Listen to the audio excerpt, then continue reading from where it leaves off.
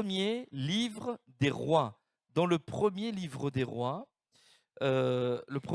rois, c'est juste avant le deuxième livre des rois, et c'est au chapitre 17. Il y a un plan, peut-être qu'on pourrait l'afficher. Merci Stéphane. Voilà, merci également à- à tous les frères et sœurs qui, pendant ce temps de vacances, voilà, sont là, présents pour assurer tous ces services, que ce soit à la louange, que ce soit à la technique, etc. Un grand merci. Nous allons parler de Élie, qui est un homme de foi. Élie est un prophète de l'Éternel, un prophète de l'Ancien Testament. Qu'est-ce que c'est qu'un prophète? Un prophète, c'est quelqu'un qui parle de la part de Dieu. C'est pas simplement quelqu'un qui annonce les temps à venir. Il peut le faire, mais c'est quelqu'un qui parle de la part de Dieu. Dieu peut parler de l'avenir, mais il peut parler également de choses tout à fait présentes. Par exemple, dans l'Ancien Testament, nous avons des prophètes de l'Éternel qui ont écrit des livres, etc. Et ils ne parlent pas forcément de l'avenir, mais ils parlent de certaines choses qui sont présentes et qui sont présentes dans le cœur du peuple de Dieu. Voyez, et ils annoncent également les conséquences qu'il y aura à faire tel ou tel choix devant le Seigneur. Donc, ce sont des hommes, et Élie en particulier, donc un homme de Dieu, un prophète, quelqu'un qui parle et qui témoigne de Dieu dans sa génération. Voyez, et c'est un prophète qui est assez particulier, puisque pour celles et ceux qui connaissent la Bible, lorsque Jésus, le Christ, le Fils de Dieu, il est Dieu fait homme, et il va monter sur une montagne, entraînant avec lui Pierre, Jacques et Jean, et il va apparaître tel qu'il est dans sa gloire, et à tel point qu'une nuée va le recouvrir. Et ses habits vont être resplendissants. Il est décrit d'une telle façon que c'est une lumière qui est même plus forte que le soleil. Voyez, il, est, il révèle en quelque sorte, j'allais dire, une petite partie de sa gloire. Et à ses côtés, il y a Moïse et il y a Élie. Il y a Moïse et il y a Élie. Et Moïse, qui est le représentant, eh bien, de la loi, c'est par lui qu'est venue la loi, Dieu lui a donné à lui, Moïse. Et Élie représente les prophètes, ceux qui ont parlé de Dieu. Et la loi et les prophètes rendent témoignage au Fils de Dieu. Alléluia, au Christ. Amen. Donc, nous allons voir que cet homme, même s'il a vécu dans l'Ancien Testament, est intimement relié, eh bien, à la personne de Jésus. Et comme nous aussi, nous sommes reliés à la personne de Jésus, on va comprendre qu'il y a un enseignement pour l'Église d'aujourd'hui au travers du prophète Élie. Alléluia.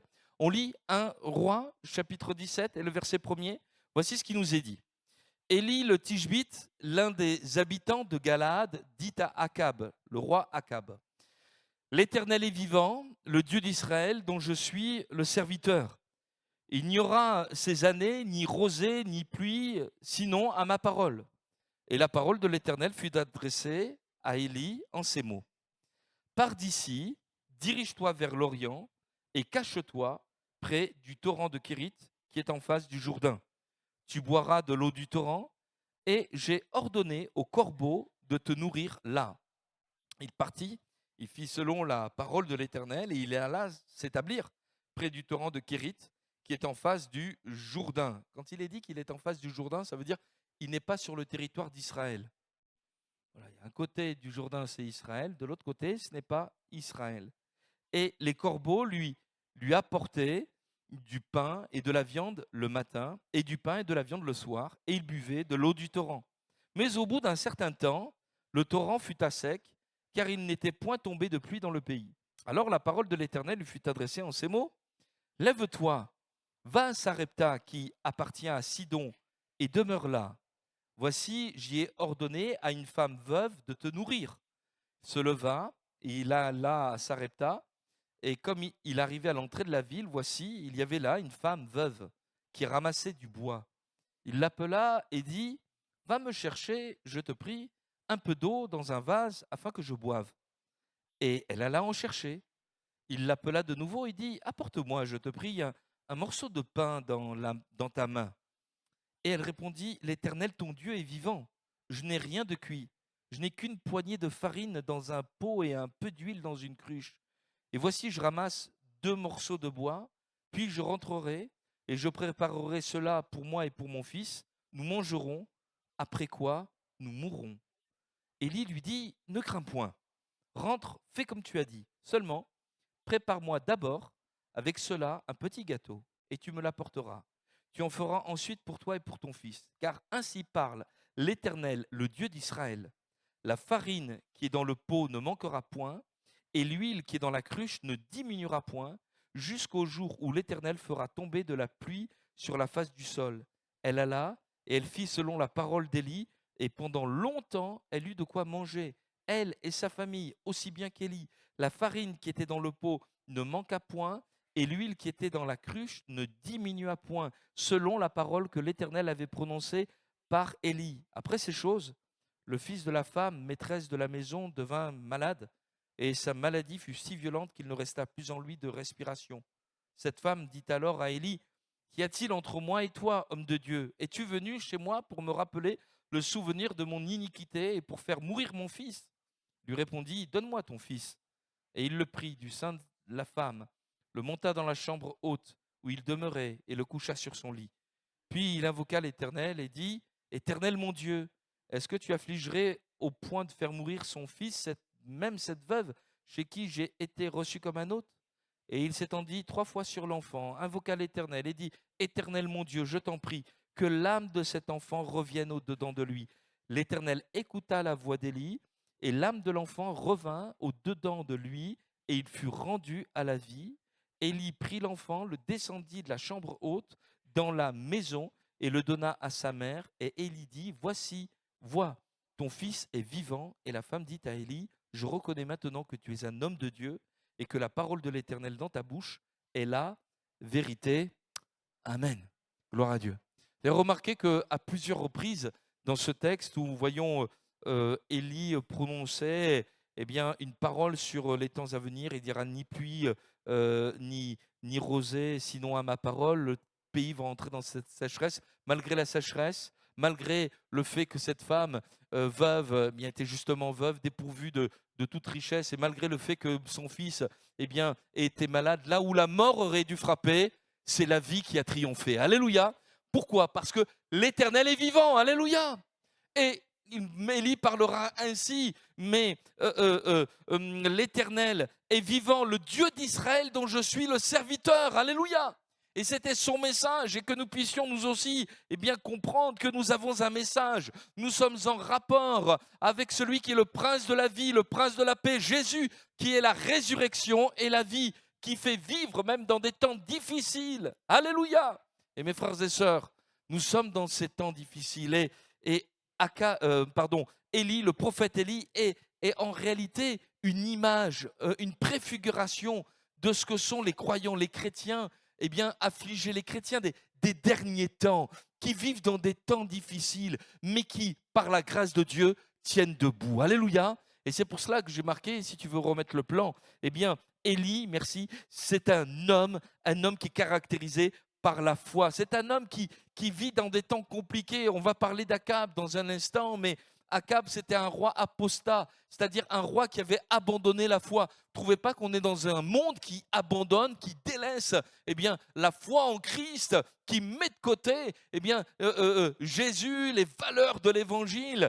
L'époque d'Élie était marquée par celle-ci. Et puis le caractère d'Élie, c'était quelqu'un qui pouvait être extrêmement fort, mais parfois qui a fait preuve d'une certaine faiblesse. Est-ce qu'on ne peut pas aussi se retrouver là-dedans? Parfois, c'est vrai, on peut être capable de témoigner à la terre entière, et puis parfois on peut se sentir complètement misérable en se disant, mais Seigneur, j'y arrive plus, viens à mon aide, viens à mon secours. Vous savez, l'Écriture, lorsqu'elle parle de ces héros, parce qu'il y a des héros dans la Bible, alléluia, David, Moïse, le prophète Élie, mais elle ne s'emploie jamais à les glorifier tout à fait.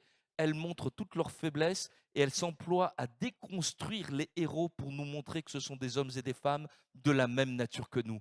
Merci Seigneur, alléluia, parce que si Élie a été faible et que tu l'as fortifié, alors moi aussi qui suis faible, Seigneur, tu vas me fortifier, alléluia, et tu vas me rendre plus que vainqueur. Et nous voyons également que Élie, ça a été un homme qui a marqué une génération. Tout à l'heure, je vous ai dit, Moïse et Élie étaient avec le Seigneur. Pourquoi? Parce que Moïse, on n'a jamais trouvé son tombeau. C'est Dieu qui l'a pris. Mais Élie, vous savez aussi ce qui lui est arrivé? Vous savez que Élie, il n'est pas mort? Qu'est-ce qui lui est arrivé à Élie? Il a été enlevé par des chariots de feu. Voilà. Ça nous parle de la dernière génération des croyants qui, lorsque le Seigneur va venir, les enlèvera. Alléluia. Un jour, voilà, il y aura l'église à la Mosson, et puis un jour, tac, elle sera plus là. Mais les bâtiments seront là, hein. On laissera les guitares, le piano, peut-être qu'il y aura des Bibles sur les sièges, hein. Peut-être que ça se passera un dimanche matin, on ne sait pas, hein. Mais en tout cas, on sera parti avec le Seigneur. Alléluia. Et Élie, eh bien, par rapport à tous ces points, eh bien, nous parle des croyants des derniers temps. Et ce qui est vraiment euh, euh, significatif de la caractéristique de la vie de Élie, c'est que c'est un homme de foi, un homme qui prend position. Voilà. Et on va voir un homme de foi, un homme qui garde la foi, un homme qui transmet la foi, un homme qui triomphe par la foi. Alléluia. Et mon frère, ma soeur, que dans ces temps de vacances, il n'y ait pas de relâchement, mais au contraire, un redressement en disant, Seigneur, j'ai plus de temps pour lire ta parole, j'ai plus de temps pour passer du temps auprès de toi. Seigneur, renouvelle ma foi. Alléluia. Seigneur, j'ai besoin de toi. Alors tout d'abord, un homme de foi, un homme de position de foi, un homme qui a gardé la foi. Et d'emblée, Élie, vous avez vu, il donne son curriculum vitae. Vous savez faire un CV, vous? À mon époque, quand on faisait des CV, c'était tout simple. Nanana. Maintenant, il y a des CV en couleur, il y a la photo, il y a le... Vous connaissez ça, vous? Non, mais vous me regardez avec vos yeux, là. Non, mais c'est vrai, oui ou non? Lisa, CV, voilà. Ouais. Alors lui, son CV, c'est très simple, hein, très simple. Alors les archéologues, les historiens, le Tishbé, on ne sait pas trop où c'est. Voilà, c'est point d'interrogation. Voilà, il y a des coins qu'on connaît bien, Capernaum, Bethléem, oui, Jérusalem, ok, mais alors là, et alors lui, son CV, c'est ça, c'est l'Éternel est vivant, le Dieu d'Israël, dont je suis le serviteur. Et je voudrais vous faire remarquer la place de Dieu, la place de l'Éternel dans son CV. Euh, il met Dieu en premier. L'Éternel est vivant. C'est comme s'il disait, s'il n'y est pas dans ma vie, moi, j'ai aucune raison de vivre. Il est ma raison d'être, il est ma raison de vivre. Élie, ça veut dire l'Éternel est Dieu. Et dans un monde et dans un Israël qui rejetait l'Éternel, qui se tournait vers les Baals, vers les idoles, son nom même parle encore aujourd'hui. Il n'y a qu'un seul Dieu, c'est mon Dieu, c'est l'Éternel. Alléluia. Il y a dans sa vie, dans son cœur, une révélation qui est là. Et mes frères, mes sœurs, l'Éternel, ça signifie je suis. Mais nous aussi, nous devons avoir une conscience aiguisée, une connaissance spirituelle, eh bien, affinée de la personne du Christ, de la personne de celui qui nous a dit, avant qu'Abraham fût, je suis. Je suis le chemin, la vérité, la vie. Je suis le bon berger. Je suis le vrai cep. Je suis voilà, le chemin, la vérité, la vie. C'est cette je suis bien, de la Bible qui nous parle bien, que Dieu est venu jusqu'à nous. Alléluia. Et mon frère, ma sœur, combien nous avons besoin bien, de garder bien, en haute estime bien, la révélation du Fils de Dieu. Je m'aperçois, et même en tant que pasteur, en tant que serviteur de Dieu, vous savez, tout à l'heure, j'ai dit, on peut avoir des hauts et des bas. Ça vous est jamais arrivé d'avoir des hauts et des bas? Je me suis toujours rendu compte que, tac, quand je commence à avoir une baisse, c'est qu'en réalité, je m'occupe plus tellement de connaître Jésus comme je devrais le connaître. Je me dis, mais Seigneur, je te connais, je sais qui tu es, je connais des versets, je connais des textes, je connais des épîtres, je les sais. Mais tu vois, Seigneur, il faut s'occuper de telle chose, de tel ceci, de tel cela, comprendre aujourd'hui. Et je m'aperçois que quand je m'occupe d'autre chose que vraiment de connaître Christ, de connaître intimement Jésus, c'est bizarre, mais ma foi s'affaiblit. Je me sens, mouligas, vous connaissez le mot? Voilà, je me sens, quand, tu vois l'huître, voilà, tout flasque là, un peu mou là. Et je me dis, mais qu'est-ce que... Et je comprends que ce qui fait notre force, mon frère, ma soeur, ce qui fait ta force, c'est de connaître Jésus, celui qui a donné sa vie pour toi à la croix du Calvaire. Alléluia. Colossiens 1, il est l'image du Dieu invisible. Jésus dira, celui qui m'a vu a vu le Père. Au commencement était la parole et la parole était avec Dieu et elle était Dieu. La parole a été faite chair. Alléluia. Seigneur, combien j'ai besoin de te connaître, combien j'ai besoin encore de te découvrir, de repasser dans mon cœur. Et je m'aperçois que tandis que je m'occupe de toi, tandis que je cherche à connaître ta personne, à connaître ta sainteté, ta bonté, ta grâce, mais Seigneur, je trouve toutes les solutions en toi pour tous les problèmes que je puisse rencontrer. J'ai tout en toi. Alléluia. Amen. Et il dira ceci, mais c'est l'Éternel, qui est Dieu, l'Éternel est vivant, il est ressuscité, il apporte la vie. Alléluia. Quelle consolation pour nos âmes. Nous ne sommes pas seuls. Amen. Peut dire à ton voisin, tu n'es pas seul. Tu n'es pas seul. Jésus est avec toi. Amen. Alléluia. Moi, je suis content du nom que je porte, je vais vous le dire. Certains vont me dire, tu radotes. Ouais, mais écoutez, je vais radoter, après je vais en vacances. Allez, Voilà. Je m'appelle Emmanuel. Si. Et ça veut dire quoi, Emmanuel? Ça veut dire Dieu avec nous. Alléluia. Dis à ton voisin, Dieu est avec toi. Alléluia. Voilà. Gloire au Seigneur. Mais quelle consolation. Et nous voyons Jésus dans son ministère terrestre, qui était avec le lépreux, qui était avec la veuve, la femme de mauvaise vie, l'homme de mauvaise réputation, qui a été appelé l'ami des pécheurs et qui a transformé la vie des hommes et des femmes pour en faire des enfants de Dieu. Alléluia. Qui était jusqu'à la croix pour payer notre dette. Alléluia. Le salaire du péché, c'est la mort. Mais le don gratuit de Dieu, c'est la vie éternelle. Tu es vivant, Seigneur. Alléluia. Pour nous faire passer de la mort à la vie, des ténèbres à la lumière. Et nous voulons bénir ton nom. Amen. Et je trouve aussi dans ce CV, dans la foi de cet homme, donc connaissance de Dieu, l'Éternel est vivant, dont je suis le serviteur. Dans la version Darby, on peut le traduire ainsi. Vous savez qu'il y a plusieurs traductions de la Bible. Il n'y a qu'une seule Bible. Petite parenthèse, il n'y a qu'une seule Bible. La Bible concernant l'Ancien Testament, c'est en hébreu. Voilà, en hébreu. Il y a certaines parties dans le livre de Daniel, notamment en araméen, etc. Voilà, mais en hébreu. Et puis, la seconde partie, le Nouveau Testament, c'est en grec.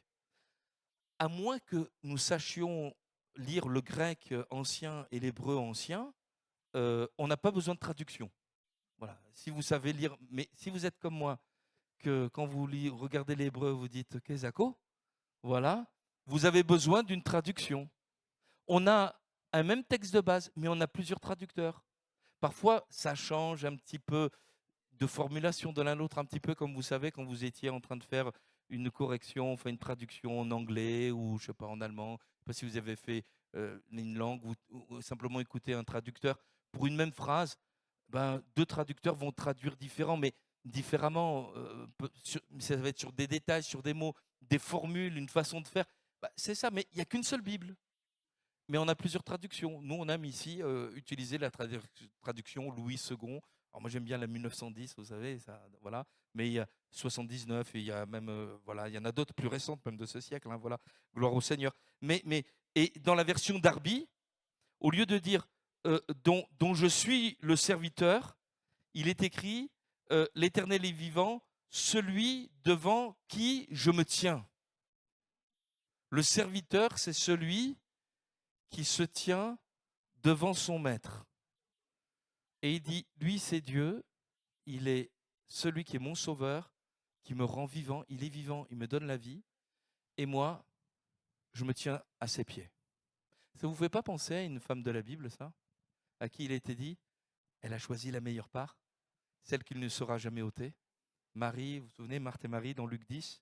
Et pensez-vous pas que ça doit être également notre position? Seigneur, mon CV, c'est celui-ci. Tu es mon Seigneur, tu es mon Sauveur. Et moi, je me tiens à tes pieds. Seigneur, j'ai besoin que tu règnes. Eh bien, dans tous les domaines de ma vie, je ne veux pas simplement dire Seigneur, Seigneur, mais je veux que tu règnes d'une manière authentique sur mes pensées. C'est ça le royaume de Dieu. Sur mes décisions, sur mes actions, sur ce que je peux dire, sur ce que je peux penser. Le temps passe et voilà, mais vous pourrez faire une étude, faites une étude biblique, lisez dans les Écritures et trouvez des passages de tout ce qui se passe au pied de Jésus. Vous verrez un Jairus qui va chercher le secours au pied de Jésus. Vous verrez, trouverez une femme qui va pleurer, qui va mettre du parfum au pied de Jésus. Tout ce qui se passe quand on se met au pied de Jésus, la bénédiction qu'il y a au pied de Jésus, lorsqu'il règne, il est mon Seigneur, alléluia. Et parce qu'il règne dans ma vie, et parce que, eh bien, il est celui qui me fait vivre, eh bien, nous pouvons passer des temps difficiles comme, eh bien, il a pu en passer Élie et rester toujours debout. Alléluia. Amen. Amen. Alors, c'est un homme de foi, un homme de foi. Alors, avoir la foi, c'est bien, mais la garder, c'est mieux. Qu'est-ce que vous en pensez, hein? Dire je sais en qui je crois, c'est très très bien, mais rester fort dans des temps difficiles, parce que les temps qu'il a traversés, c'était des temps difficiles, mais comme nous pouvons en vivre. Alors lui, étant donné que les Baals, c'était les dieux de la météo, voilà, c'est dans la Bible, les Baals qui étaient adorés, ils étaient adorés pour qu'ils puissent donner de l'eau, bénir les saisons, etc. Et comme ils étaient tous en train d'abandonner Dieu et pour se tourner vers les Baals, pour qu'ils puissent avoir des récoltes, etc., euh, Dieu envoie son prophète en lui disant bah, maintenant, à ma parole, il n'y aura ni rosée ni pluie. Clac, sécheresse. Continuez d'adorer Baal, on verra ce qui se passe. Ils ont continué, rien ne se fait. Et puis, bon, il y aura un épilogue et tout ça au Mont Carmel. Mais pendant tout ce temps, tandis que le monde, cette région est sous un jugement de Dieu, il faut continuer de vivre. Et je crois que nous sommes dans un monde dans lequel le monde goûte aux conséquences du péché. Qu'est-ce que vous en pensez? Salaire du péché, c'est la mort. Et certains sont tout. On peut avoir la voiture, on peut avoir le boulot, on peut avoir le copain, la copine. Je suis malheureux. Il me manque quelque chose. Pourtant, je m'éclate comme le monde me demande de m'éclater, je le fais. Il n'y a rien qui remplit ma vie. Il n'y a rien qui restaure ma vie. Et on est dans un monde comme ça. Et un monde qui peut être, pour certains enfants de Dieu même, une source de tentation. Et Dieu va apprendre à Élie à dépendre de lui. Le secret de la vie chrétienne, je reviens sur ce que je disais, reste au pied de Jésus. Ne bouge pas de cette position. Demeure en Christ. Alléluia. Ne change pas. Demeure. Sois fondé et reste au pied du Seigneur. Et là, Élie va recevoir un commandement de la part du Seigneur. Et il va lui dire, écoute, il faut que tu te rendes à l'Orient, pars d'ici, dirige-toi et cache-toi près du torrent de Kérit qui est en face du Jourdain. Il y a une direction et cet homme va apprendre à dépendre de Jésus, à dépendre de ces corbeaux qui vont lui amener de la nourriture, à dépendre de l'eau qui va venir du torrent. Il va être comme un oiseau sur la branche d'une certaine manière. Vous savez que c'est ça la vie chrétienne. J'apprends à dépendre du Seigneur. Amen. Alléluia. Et peut-être que le Seigneur te fait passer par un temps difficile, peut-être même financier, peut-être même d'autres niveaux, pour que tu constates que ton Dieu est fidèle. Alléluia. Et il veut te faire dépendre, non pas de tes émotions, non pas de tes impressions, non pas d'un sensationnel, mais il veut te rendre spirituel. Seigneur, la seule chose dont j'ai besoin, l'homme ne vivra pas de pain seulement, mais de toute parole qui sortira de la bouche de Dieu. Vous vous souvenez que le diable dira à Jésus, allez, ordonne que ces pierres deviennent des pains. Si tu es le Fils de Dieu, si tu es un chrétien, il faut qu'il y ait des miracles dans ta vie. Quoi? Oh, tu es un chrétien ou pas un chrétien? Allez, vas-y, tu es malade, tu es ceci, tu es cela. Il doit obligatoirement y avoir un miracle. Et Jésus répond, pas ça, un enfant de Dieu. On ne le reconnaît pas ça. L'homme ne vivra pas simplement de pain miraculeusement créé, etc. Mais il vivra de toute parole qui sort de la bouche de Dieu. Moi, ce qui me fait vivre, Seigneur, c'est cette Bible qui est ouverte. Alléluia. Quand tu parles à mon cœur, que tu restaures ma foi, que tu consoles mon âme. Alléluia. Amen. C'est grâce à elle que je tiens debout. Amen. Et c'est ainsi qu'Élie est rendu fort. À partir du moment où il va perdre cette position, c'est là qu'il va être rendu faible. Je vais avancer, mais je vais faire appel à vos souvenirs. Il y a le roi Akab, mais il y a la reine Jézabel. En fait, Jézabel, c'était vraiment elle qui régnait. Quelqu'un a dit, Akab, c'était la tête, et Jézabel, c'est le cou qui faisait tourner la tête.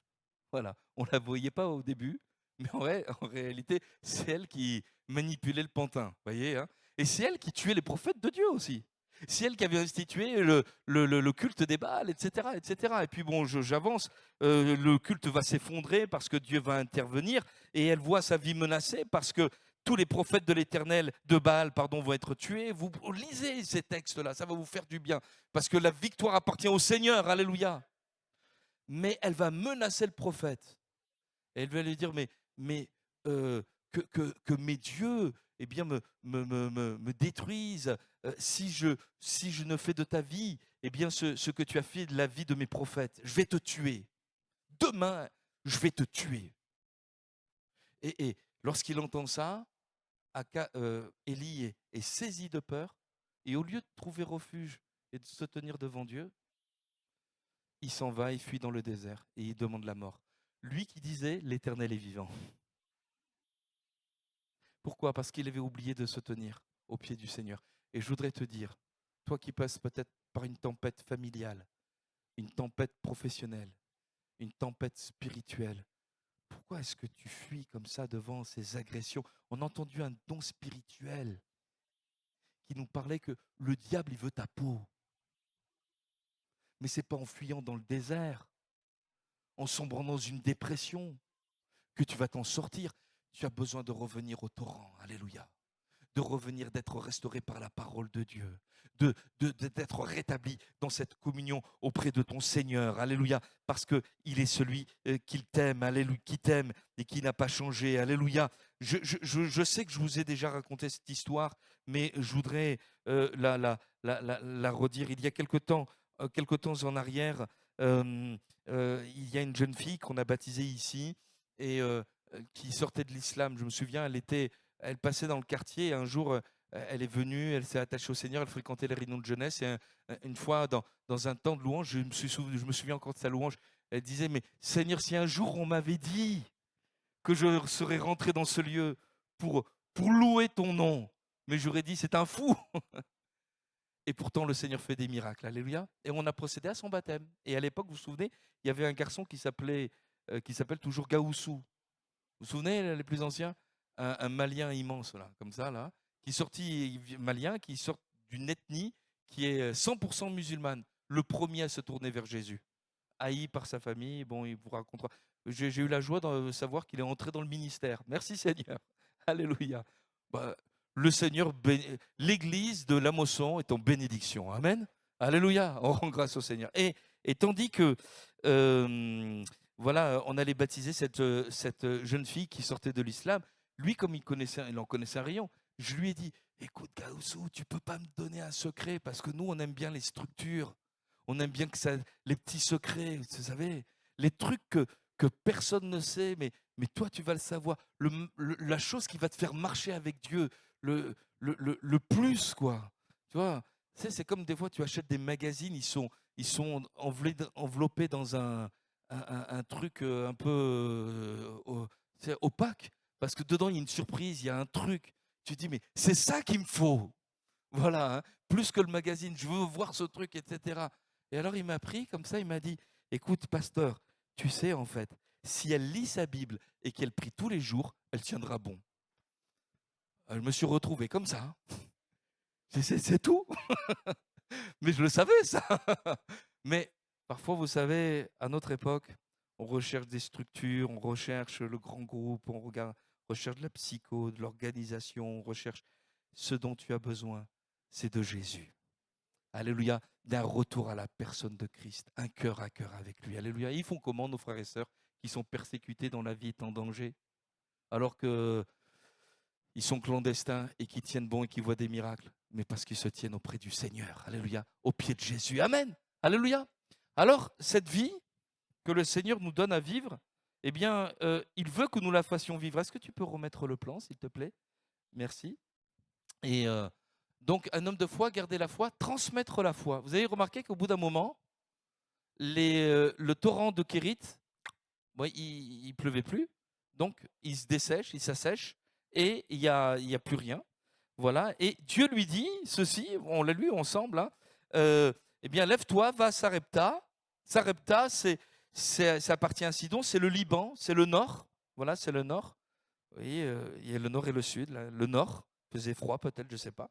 Et demeure là, et voici, Et j'ai ordonné une femme veuve de te nourrir. Et il se lève. Alors certainement, peut-être que lui, il dit, super, je vais me retrouver avec une dame. En plus, elle est veuve, elle n'est pas mariée. Donc, elle a l'habitude de faire à manger aussi. Bon, ben voilà, elle a un enfant. On va bien manger. Voilà. Mais, humour du Seigneur, elle n'a rien à manger. Et quand il arrive, au lieu d'avoir de grandes espérances, elle se prépare à mourir parce qu'elle ramasse 2 petits morceaux de bois, elle a un peu d'huile, elle a un peu de farine, elle va faire un petit gâteau, et puis elle dit, après que j'aurai préparé tout ça, eh bien, avec mon fils, on va mourir parce que c'est la sécheresse. Et je voudrais dire, frères et sœurs, combien y a-t-il de chrétiens qui sont comme ça? Peut-être même quelqu'un au milieu de nous, qui ne savent plus vivre par la foi, qui ne savent plus que le Seigneur est vivant. Et le Seigneur voudrait te refaire revivre. Et je suis convaincu que notre Église, l'Église de Christ, a besoin d'hommes et de femmes qui sont comme des Élie pour apprendre aux générations qui viennent comment on marche par la foi. On ne marche pas parce qu'on a un super guitariste, un super prédicateur. On marche parce qu'on a Jésus. C'est Jésus qui est suffisant. Et il y a une façon de marcher avec lui. Vous savez, un peu d'huile, moi ça me fait penser, alors je vais faire de la typologie, hein, pas de typomanie, mais de typologie, Patrick, qui me regarde. Voilà. Hein. L'huile, ça parle du Saint-Esprit, un peu d'onction, la parole, un peu de, un peu de farine, un peu de parole, un peu d'obéissance. 2 morceaux de bois, ça ne vous fait pas penser à quelque chose? Voilà. Tout est petit. Tout est petit. Mais le Saint-Esprit veut te remplir. La parole, elle veut te nourrir. La croix, mais elle reste debout. Alléluia. Et il dit, mais c'est très bien, fais comme ça, mais d'abord, tu sais ce que tu fais? Avant que vous mangiez, vous, toi et ton fils, et que vous vous apprêtiez à mourir, d'abord, tu prépares ça, et de ta main, tu me l'apportes à moi. Je veux dire, mais il est rigolo, lui. Qu'est-ce que vous en pensez? Temps de sécheresse et de famine, et au lieu de penser à cette femme, il pense à lui. Non, c'est spirituel. Il lui apprend à dépendre.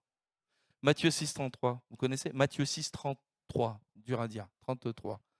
Cherchez premièrement le royaume et la justice de Dieu, et toutes choses vous seront données par-dessus. Alléluia. Euh, il va apprendre à cette femme à dépendre de Jésus. S'il est ton maître, s'il règne dans ta vie, si tu le sers lui le premier, s'il est lui celui qui règne dans ta vie, tu ne manqueras de rien. Amen. La cruche, le vase ne manquera pas de farine, la cruche ne manquera pas d'huile. Et c'est ce qui va se passer. Alléluia. Pourquoi vous pensez que l'église de la Mosson, elle tient toujours debout, malgré qu'elle est dans un quartier où il y a la violence, où il y a la délinquance, de la drogue, où il y a l'islam? C'est parce qu'on est meilleur que les autres? C'est pas parce qu'on est meilleur que les autres. C'est parce que Jésus est là. Alléluia. Et qu'on fait dépendre notre subsistance, notre existence de Jésus. Pour nous, Jésus, c'est existentiel. C'est pas périphérique. C'est pas j'ai le temps de m'occuper un petit peu de spiritualité le dimanche matin, alors je viens parce qu'en plus les gens sont sympas. Mais c'est plus que ça. Sans toi, Seigneur, on ne peut pas vivre. Et combien cette semaine, j'ai entendu, mais depuis 15 jours, j'entends souvent des frères et des sœurs qui traversent des temps compliqués, difficiles, qui disent, mais heureusement que j'ai Jésus. Et tout de suite, ils me disent, mais comment font ceux qui n'ont pas le Seigneur dans leur vie? Bah, moi, je suis d'accord. Hein. Si je n'avais pas eu Jésus dans ma vie, depuis le début, je serais mort. Mais pour élever ses enfants, pour avoir un foyer. Mais heureusement qu'on a Jésus, alléluia. Heureusement que je ne suis pas livré à moi-même. Heureusement que je ne suis pas sans conseil, mais que j'ai la parole de Dieu, alléluia.